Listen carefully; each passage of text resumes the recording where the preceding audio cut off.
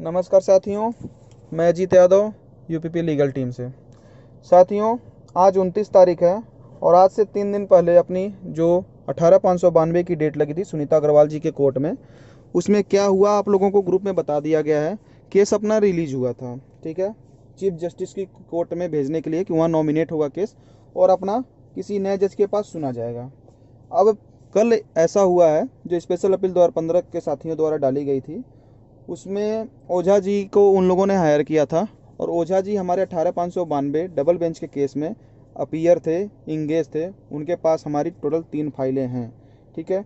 तो हमारी जब रूल चैलेंज की का केस 22 नवंबर 2019 को पड़ा था, तो हम मेरी रीट को एक्सेप्ट कराने में तरुण अग्रवाल और ओझा जी ने ही बहस किया था इलाहाबाद हाई कोर्ट में, सुधीर अग्रवाल जी की कोर्ट में, जिसमें साफ मेरे ऑर्डर पे 18592 और 18590 जो रीट एक ही डेट में सुनवाई थी, दोनों पर सुधीर अग्रवाल ने यही ऑर्डर किया था कि 2017 का जो रूल है, 2015 का जो रूल है, 2017 में जो संशोधन हुआ, वो उसमें कैरी फॉरवर्ड नियम और वेटिंग लिस्ट ना लगाने का प्रावधान इज़ अनरीजनेबल एंड आर्बिटरी है, मतलब अनुचित तरीके से बनाया हुआ मनमाना नियम है, या ये नियम अनुचित और मनमाना है, ठीक है। उसी समय सुधीर अग्रवाल ने साफ स्पष्ट कर दिया था, लिहाजा एक डेट में कोई निर्णय होता नहीं है, तो इसलिए काउंटर मांग लिया गया था जज साहब के द्वारा। और आज तक वो प्रक्रिया काउंटर रिज्वाइंडर, फिर कभी सरकार काउंटर देता था, तो कभी जो है भर्ती बोर्ड काउंटर देता था, तो कभी अपनी एक बार फाइनल हियरिंग की डेट भी लगी थी 12 जनवरी को, तो मनीष गोयल साहब भाग गए थे एडजॉर्नमेंट लेटर देकर, ठीक। पिछले 3-4 महीनों से हम लोग केस को लगवाने के लिए और केस को टेकअप कराने के लिए काफ़ी संघर्ष भी करना पड़ा। डेट लगती थी तो टेकअप नहीं होता था। 26 जनवरी को टेकअप हुआ तो सुनीता अग्रवाल ने रिलीज कर दिया चीफ जस्टिस की कोर्ट में भेजने के लिए, ठीक है। तो ये सारी समस्याएं आ रही थी। और कल जब स्पेशल अपील में माननीय ओझा जी अपीयर हुए हैं 2015 वाले साथियों की तरफ से, तो वहाँ पर जो भी बहस हुआ हो, रूल पे हुआ हो या किसी भी मुद्दे पर हुआ हो, ओझा जी साहब मेरे केस के बारे में अवगत थे, आप लोगों को पता है। अभी 2 ही दिन पहले अपनी 18,592 की डेट 26 तारीख को लगी हुई थी। उन्होंने वहाँ पर 18,592 का ऑर्डर दिखाकर और हम उसमें अपना अपीयरेंस भी दिखाकर 18,592 की पूरी फाइल को रूल चैलेंज पर स्पेशल अपील में ही बुला लिया गया है चीफ जस्टिस की कोर्ट में, मुनीश्वर नाथ भंडारी जी की कोर्ट में। Chief justice, acting chief justice हैं ये प्रेजेंट टाइम में, मुनीश्वर नाथ भंडारी जी। परमानेंट एक तरह से नहीं है अभी प्रेजेंट टाइम में, एक्टिंग है, मतलब कार्यवाहक हैं। तो इससे इन्हें अभी परमानेंट ना समझिएगा, आने वाले समय हो सकता है कोई और चीफ जस्टिस हो, लेकिन फिलहाल अपना केस मुनीश्वर नाथ भंडारी जी ही सुन रहे हैं। तो वहाँ पर ओझा जी ने 18,592 की फाइल को बुला लिया। क्यों बुलाया आप लोग साफ स्पष्ट जानते हैं, क्योंकि रूल जहाँ टैली करेगा या रूल जहाँ पर स्टैंड करेगा, वहाँ पर पक्ष में ऑर्डर आना बहुत मजबूत है, अरे सॉरी बहुत मुश्किल है। तो जब रूल गलत साबित जब तक नहीं होगा, तब तक हमें इलाहाबाद हाई कोर्ट या सुप्रीम कोर्ट से कहीं से भी जल्दी राहत नहीं मिल सकती, ठीक है। सिंगल बेंच में हम लोगों ने काफ़ी बेहतर तरीके से लड़ा था, पूरा साल 2 साल का दिन हमेशा अपने पक्ष में रहा, लेकिन लास्ट में जब अपना जजमेंट रिजर्व हुआ तो उसमें आया कि रूल अपने अगेंस्ट है। तो लिहाजा इस चीज़ को हम सभी अधिवक्ता और हम सभी जो अभ्यर्थी या जो भी लीडर थे, हम लोग इस चीज़ को जान रहे थे। तो अधिवक्ता भी इस चीज़ से सहमत थे, ओझा जी उन्होंने साफ बोला कि नहीं, रूल चैलेंज की फाइल को मंगवा कर ही बहस करना उचित है, अब जो भी हुआ हो वहाँ पर। लेकिन इससे बेहतर यह है कि हम सभी अभ्यर्थी जो है कि सभी भर्ती, तीनों भर्ती, मान लीजिए 18 या 18B की तरफ से कहीं ना कहीं प्रतिनिधित्व मैं ही कर रहा हूँ, और 15 के साथियों का, सभी लोगों की रीटों को वहाँ पर इलाहाबाद हाई कोर्ट में स्पेशल अपील में बुलाकर एक साथ डिसाइड कराया जाएगा। और आप लोगों को पता है 18,592 की जो फाइल है वो सीधे सीधे उसमें रूल चैलेंज है, कैरी फॉरवर्ड नियम को चैलेंज है, वेटिंग लिस्ट ना लगाने को चैलेंज है। हम वेटिंग लिस्ट को चैलेंज करने का हमारा उद्देश्य ये नहीं कि वेटिंग लिस्ट लगवाना, उद्देश्य सिर्फ ये चीज़ है कि जो चीज़ हमारे फेवर में नहीं है हम उसे चैलेंज करेंगे। उसमें से क्या क्या गलत साबित होगा ये तो कोर्ट डिसाइड करेगी। कैरी फॉरवर्ड गलत साबित होगा कि वेटिंग लिस्ट गलत साबित होगा, या मेडिकल सबका कराए बिना रिजल्ट लगा देना ये गलत साबित होगा। जो भी गलत साबित होगा उसमें से कोर्ट हमें, एक भी नियम को अगर हम गलत सिद्ध कराने में यदि कामयाब हो गए तो हमें राहत मिलेगी, हमें नौकरी मिलेगी, हमें जीत मिलेगी। यही सारी चीज़ें हैं। बाकी मेरे 18,592 की फाइल में क्या क्या चीज़ें हैं मैं कई बार आप लोगों को बता चुका हूँ, उसके बारे में मुझे ज़्यादा कुछ बताने की आवश्यकता भी नहीं है। लेकिन यही आप लोगों को आश्वस्त रहिए कि जो फाइल वर्तमान समय इलाहाबाद हाईकोर्ट में अपनी 18,592 अजित यादव एंड 115 दर्ज की है, इससे बेहतर कोई विकल्प अभी फिलहाल इलाहाबाद हाई कोर्ट में नहीं नजर आता, क्योंकि 4 सीनियर एडवोकेट भी इस फाइल पर इंगेज हैं, आप लोगों को पता है, नाम भी बताने की जरूरत नहीं है, मैं नाम कई बार ले चुका हूँ, ठीक है। और जहाँ 18,592 तरुण अग्रवाल की फाइल जाएगी, वहीं पर सभी सीनियर्स पहुँचेंगे। तो लिहाजा इससे बेहतर मौका हम लोगों को 10 अगस्त को नहीं मिल सकता। ये जो हुआ है काफ़ी बेहतर हुआ है, और इससे बेहतर कोई विकल्प प्रेजेंट टाइम में था नहीं सरकार से लड़ने का या सरकार से जीतने का। सरकार हम लोगों को अलग अलग दिशा में हमेशा लड़ाती रहेगी, भिड़ाती रहेगी, और सरकार एक को किनारे करेगी तो सब धीरे धीरे साइड हो जाएंगे। और प्रेजेंट टाइम में ओझा जी ने जो ये काम किया है, ये बहुत ही अच्छा किया कि उन्होंने पूरी फाइलों को एक ही कोर्ट में मंगवा लिया। अब आ जाइए, आप रूल पे बहस करेंगे या जिस पे बहस करना चाहती है सरकार उस पे हम बहस कर लेंगे, ठीक है। वो कहेगी कि रूल पे बहस करना चाहते हैं, आ जाइए, रूल की भी फाइल यहीं पर है। वो कहेंगे आपने रूल बाद में चैलेंज किया ये वो, तो आ जाइए नॉर्मल तरीके से बहस कर लेते हैं। किसी भी तरीके से आप बहस करने के लिए तैयार, जिस जिस रूप में तैयार सरकार तैयार रहेगी उस रूप में हम लोग बहस किया जाएगा। मेन मोटो यही है। अब इसको लेके आप लोग बिल्कुल आप परेशान रहना कि अपनी फाइल में कोई भी दिक्कत परेशानी आएगी। अपनी फाइल प्रेजेंट टाइम में काफ़ी मजबूत है। अपनी कैरी फॉरवर्ड नियम जो है ये बहुत ही गलत है, क्योंकि देखो सबसे बड़ी बात कि अपनी भर्ती में कोई भी मिनिमम योग्यता नहीं थी भाई। योग्यता हम लोगों को सिद्ध करने के लिए कि आपको 60% या 70% या 80% नंबर आपको पाना, तभी आप योग्य कहलाओगे। हम लोगों में कोई भी एलिजिबिलिटी मिनिमम क्राइटेरिया कोई भी तय नहीं था। हम लोगों की दौड़ हुई, हम लोग एलिजिबल थे तभी दौड़ हुई। हम लोगों की डीवी हुआ, हम लोगों का नाम आया तभी डीवी हुआ। मतलब जो योग्यता कहीं ना कहीं भर्ती बोर्ड के आंकड़े में या कट ऑफ में फिक्स था, उसके अनुसार हम योग्य थे। हम लोगों को मेडिकल से पहले बाहर कर दिया गया, कर दिए, ठीक है, अच्छी बात है, तभी हम आज हम लोग न्यायालय में संघर्ष कर रहे हैं। लेकिन अब हम लोगों का विजय दिवस मनाने का समय आ गया है 10 अगस्त को। उस दिन आप लोग निश्चिंत रहिए। उस दिन 18,592 की फाइल के साथ जितने भी हमारे सीनियर एडवोकेट्स और जूनियर एडवोकेट्स हैं सभी लोग अवेलेबल रहेंगे, और वहाँ पर बहस काफ़ी ज़ोरदार होने वाली है। इलाहाबाद हम लोग लगभग 4 या 5 तारीख से ही डट जाएंगे।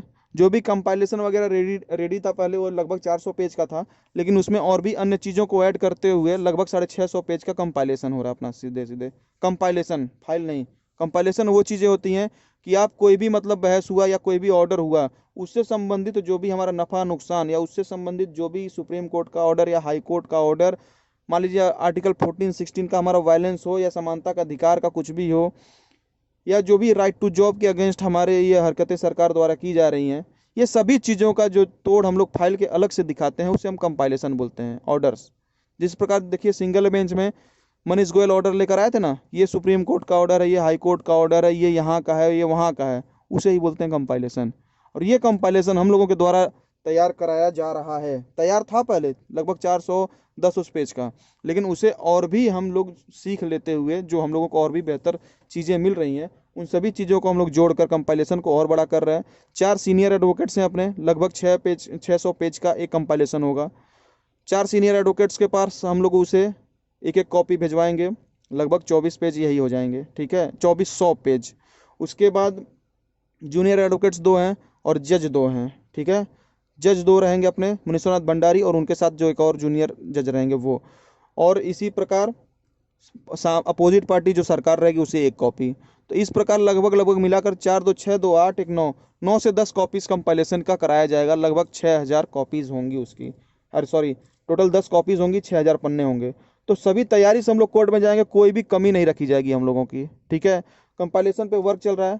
कल जैसे ये ऑर्डर आया है हमारे अधिवक्ताओं से, तुरंत उसी समय 12-1 बजे ही बात हो गई। 1 बजे के आसपास लगभग ऑर्डर आया था, उसके बाद ही तुरंत बात कर लिया गया था, और सभी लोगों ने तैयारी शुरू कर दी है। और ओझा जी ने ही ये कार्य किया है, तो ओझा जी के दिमाग में तो पहले से फीड ही है कि मुझे क्या करना है, सभी रीटों को मिलाकर कैसे मुझे लड़ना है, जीतना है। इससे बेहतर मौका नहीं मिल सकता। सिंगल बेंच में अशोक खरे जी हायर थे अपने तरफ से, ठीक है, हम लोग हार गए। डबल बेंच में भी अशोक खरे साहब हायर हैं अपनी तरफ से, 41,520 के भी तरफ से, 49,568 के भी तरफ से। और अब अशोक खरे साहब के पास भी मौका है कि जो सिंगल बेंच में उनके रहते हुए हम लोग हार गए, उसका गुस्सा खुन्नस उनके अंदर भी है। वो गुस्सा और खुन्नस अशोक खरे को भी निकालने का मौका 10 अगस्त को मिलेगा दोस्तों, और अशोक खरे जी भी इसमें विजय दिलाएंगे हम लोगों को। ओझा जी रहेंगे, तरुण अग्रवाल के पिताजी रविकांत जी रहेंगे, शशिनंदन जी रहेंगे जो सीनियर एडवोकेट हैं। तो सभी हमारे द्वारा जो 4 सीनियर एडवोकेट्स किए गए थे ये हमारी तरफ से मौजूद रहेंगे, समय से पहले रहेंगे, क्योंकि इन्हीं लोगों के बल पर हमने ये लड़ाई को अंजाम तक पहुंचाने के लिए सोचा था। सीनियर्स का मतलब होता है फर्स्ट एंड लास्ट, रीट को एक्सेप्ट कराना और रीट को फाइनल कराना। बात का बीच का जो रस्म और बीच की जो प्रक्रिया होती है कहीं ना कहीं जूनियर एडवोकेट्स का होता है। तो अब जो ये आया है फर्स्ट एंड लास्ट, तो अब ये लास्ट है 10 अगस्त, ठीक है। इसके लिए आप लोग निश्चिंत रहो अब, क्योंकि अब करने का समय आ गया है। जितना जिन लोगों को बोलना था, विरोध करना था, वो लोग कर चुके हैं। लोग कमियां निकाल सकते हैं, लोग काम बना नहीं सकते हैं। कमियां निकालने वाले कमियां ही निकालेंगे और करने वाले अपना करते रहेंगे, किसी का कुछ नहीं बोलेंगे। पहले मैं लोगों का जवाब देता था, लेकिन अब मैंने लोगों का जवाब देना बंद कर दिया है, क्योंकि लोगों के ना सवाल ख़त्म होंगे और ना उन लोगों के मन का वहम। तो लिहाजा अपने काम पे ही ध्यान दिया जाए, इसी में सबकी भलाई है।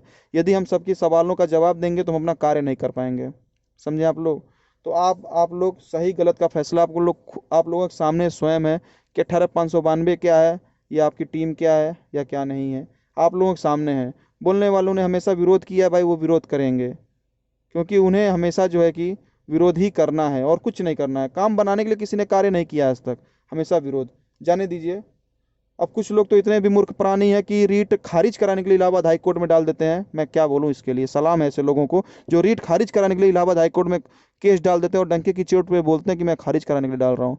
सब लोग स्वतंत्र हैं, मानते हैं इस बात को, सब लोग स्वतंत्र हैं, अच्छी बात है, सब लोग स्वतंत्र हैं। संवैधानिक अधिकार सबको मिला है। इसका मतलब ये नहीं है कि आप अपनी स्वतंत्रता के कारण बाकी 5,000 लड़कों का भविष्य बर्बाद कर देंगे, 3 भर्तियों को भी आप बर्बाद करने के लिए आगे बढ़ जाओगे। ऐसी स्वतंत्रता किसी काम की नहीं है, ऐसी स्वतंत्रता को तो छीन लेनी चाहिए। जाने दीजिए क्या बोलें। ठीक है।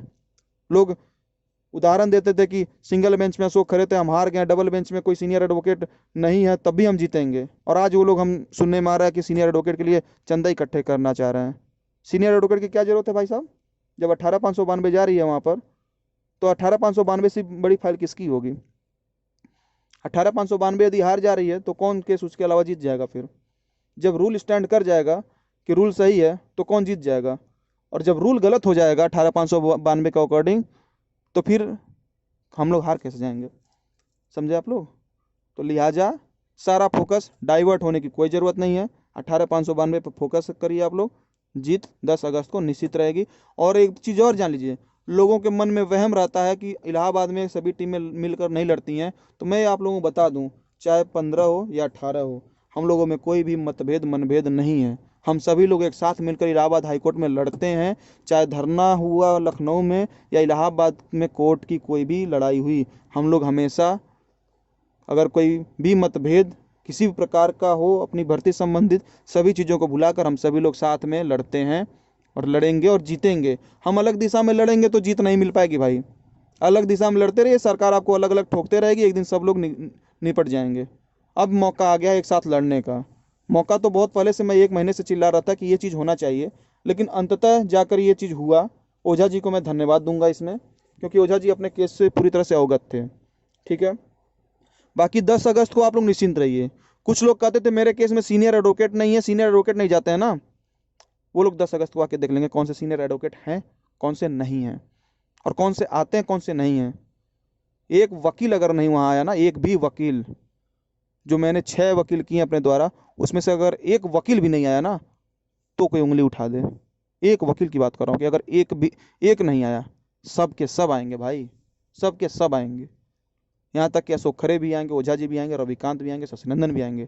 मेरे द्वारा ये 4 सीनियर एडवोकेट हैं। और एक चीज़ और जान लीजिए, तरुण अग्रवाल हैं। सारी चीज़ें तरुण अग्रवाल के हाथ में है कि कैसे उनको हैंडल करना है, कैसे मैनेज करना है। जूनियर एडवोकेट का यही रोल होता है, फाइल को मजबूत बनाना, केस को सही अंजाम तक पहुँचाना और सीनियर्स का सही से इस्तेमाल करना। मैंने उनकी पुराना इतिहास सब चीज़ मैंने देखा है, किस प्रकार उन्होंने यूपीएसआई को लड़ा 2016 को। प्रेजेंट टाइम में जो यूपीएसआई एज रिलैक्सेशन पे लड़ रहे हैं, उसे भी मैंने देखा किस तरह वो वर्क करते हैं। प्रेजेंट टाइम में आरओ का भी केस लड़ रहे हैं, मैं उसे भी देख रहा हूँ। उन्हीं सब केसेस से मैं सीख लेकर अपने केस को लड़ रहा हूँ कि मैं किस तरह इनसे बेहतर प्रदर्शन करा सकता हूँ, मैं किस तरह इस केस को जीत सकता हूँ। इसमें काफ़ी सहयोग साथ हमको मिला तरुण अग्रवाल के चैम्बर का और प्रशांत भैया का। अब बड़ाई करने का समय नहीं है, अब बस परिणाम लेने का समय है। अगर मैं जीत गया तो कहीं ना कहीं मैं नतमस्तक हो जाऊंगा अपने तरुण अग्रवाल भैया के ऊपर, एक बात जान लीजिए, पैरों में। क्योंकि काफ़ी इन्होंने काफ़ी कुछ अपने केस को लेकर ऐसा ऐसा डिसीजन लिया था जिसके फेवर में आप लोग खुद नहीं थे, जिसके फेवर में हमारी भर्ती के अभ्यर्थी नहीं थे, हमारी टीम के सदस्य भी कहीं ना कहीं उस फेवर में नहीं थे। लेकिन ऐसा डिसीजन इनको लेना पड़ता था और लास्ट में वही चीज़ें सही होती थी। तो अब लिहाजा हम लोगों के पास सीधा सीधा मौका है। 2015 के साथी जो सीनियर एडवोकेट खड़ा कर रहे हैं उनके लिए भी धन्यवाद, वो लोग भी खड़ा कर रहे हैं अपनी तरफ से सीनियर एडवोकेट। सभी लोग मिलकर 10 अगस्त को हम लोग विजय दिवस मनाएंगे और इस रूल को तो अल्ट्रा वायरिस घोषित कराना है। एक आप लोगों के मन में ये भी कन्फ्यूज़न होगा कि ऑर्डर रिजर्व होगा कि क्या होगा। देखिए, जजमेंट रिजर्व होना ये तो बाद में पता चलेगा रिजर्व हुआ क्या होगा, लेकिन शॉर्ट ऑर्डर तो लिखवा दिया जाएगा। शॉर्ट ऑर्डर का मतलब ये हुआ कि जैसे मान लीजिए बहस लंबी हो गई, जज साहब सेटिस्फाइड हो गए, एग्री हो गए कि नहीं ये नियम गलत है, तो इतना वो लिखवा सकते हैं कि 2015 rule amendment in 2017, rule 15(5)(b), 5(6)(g), rule 15(5)(6)(g is a ultra vires constitution of India, is a violence of article 14 and 16, जो भी चीज़ें हैं इसे शॉर्ट में लिखवा देंगे वो, और बाकी डिटेल्स ऑर्डर वो बाद में पब्लिश करेंगे। तो ये दो तरह के ऑर्डर होते हैं, एक शॉर्ट ऑर्डर पहले आंखों के सामने लिखवा दिया जाता है और एक डिटेल ऑर्डर बाद में डाल दिया जाता है। और दूसरी चीज़ है जजमेंट रिजर्व। तो हमें नहीं लगता जजमेंट रिजर्व जैसी कोई चीज़ें आएंगी, क्योंकि यहाँ पर जो भी बातें होंगी कट टू कट होंगी। ये नहीं है कि इधर की बात काफ़ी लंबी जब बहस हो जाती है तभी जजमेंट रिजर्व का मामला आता है। और एक चीज़ और जान लीजिए, इस केस में जब तक 6 घंटे से 7 घंटे की बहस नहीं होगी तब तक ये केस डिसाइड नहीं होगा, क्योंकि इसमें 4 सीनियर एडवोकेट 2018 की तरफ से हैं, 15 की तरफ से भी लगभग 1 से 2 सीनियर एडवोकेट्स उसमें भी हैं।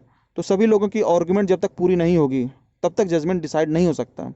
सरकार भी आएगी, एजी आएंगे या डबल एजी आएंगे, जब तक उनका भी पूरा आर्गुमेंट वहाँ पे सुन नहीं लिया जाएगा लाइन बाय लाइन, क्योंकि वहाँ पे कोई भी टीका टिप्पणी नहीं चलता है कि आप ना बोलो आप ना बोलो। वहाँ जिसको जितना बोलना है वो उतना बोले, क्योंकि वो लास्ट है। तो इसलिए बहस लंबी होगी, बहुत लंबी होगी, आप लोग देख लेना चीज़ें। उसके बाद भाई केस डिसाइड होगा, मुझे पूरी उम्मीद है कि हम लोग जीतेंगे। बस ये है कि सही गलत का चयन करना आप लोग सीख लीजिए, सही गलत की पहचान करना आप लोग जान जाइए। आलोचना करना अच्छी बात है, लेकिन गलत रास्ते पर चलना बहुत गलत बात है। ठीक है, आप लोग स्वतंत्र हैं, इसका मतलब ये नहीं है कि आप दूसरों का नुकसान करते चलिए। धन्यवाद, नमस्कार, जय हिंद।